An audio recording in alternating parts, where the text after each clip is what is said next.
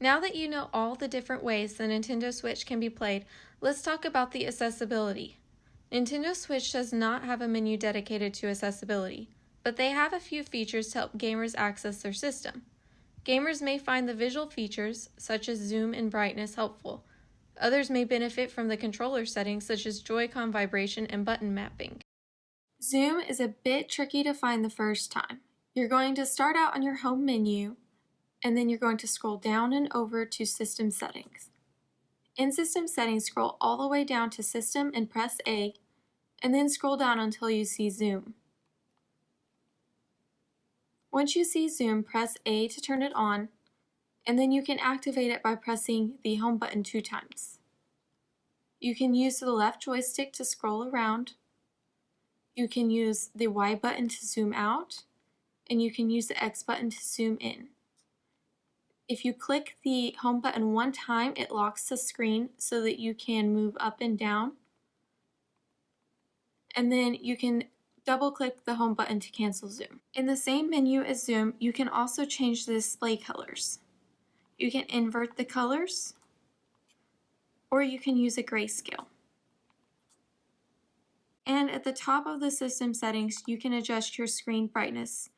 First, you'll need to turn off auto brightness, and then you can turn the brightness up and down. Let's review the controller features. As we already discussed, the controllers work as a pair, but they can also work as 2 separate controllers. First, you will need to change the controller configuration. Start on the home screen and navigate to the bottom of the screen to the controller's icon. Select Change Grip Order and make sure that controllers are separated, and then hit the SL and SR buttons on the top side of each controller at the same time.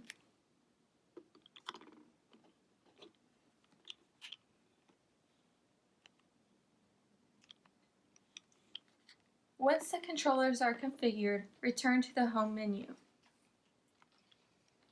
Then you will need to navigate to the button mapping menu by going to the system settings at the bottom of the home menu.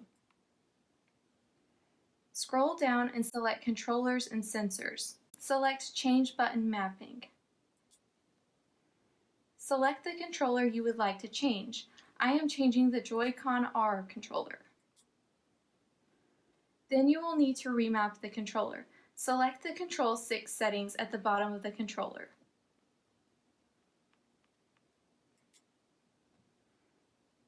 Turn Change Orientation on.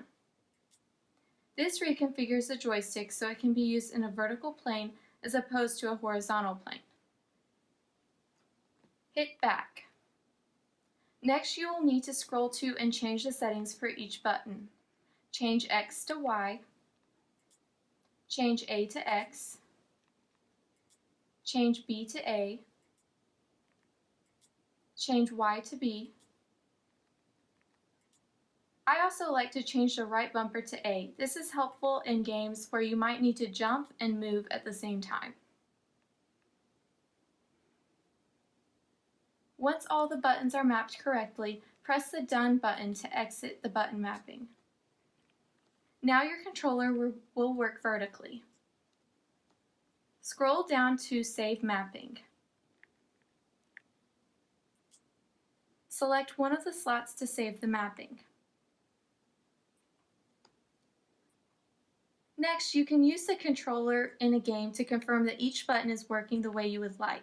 You might have to problem solve depending on the game you're playing. Last, we're going to review how to turn on and off the vibration settings on the controllers. So you're going to go ahead and start on the home menu and then navigate down to the System Settings option at the bottom. Scroll down to select Controllers and Sensors, and then scroll down to Controller Vibration. You can switch the vibration feature on and off at this setting. Thank you for watching. See the link in the description for the corresponding blog post.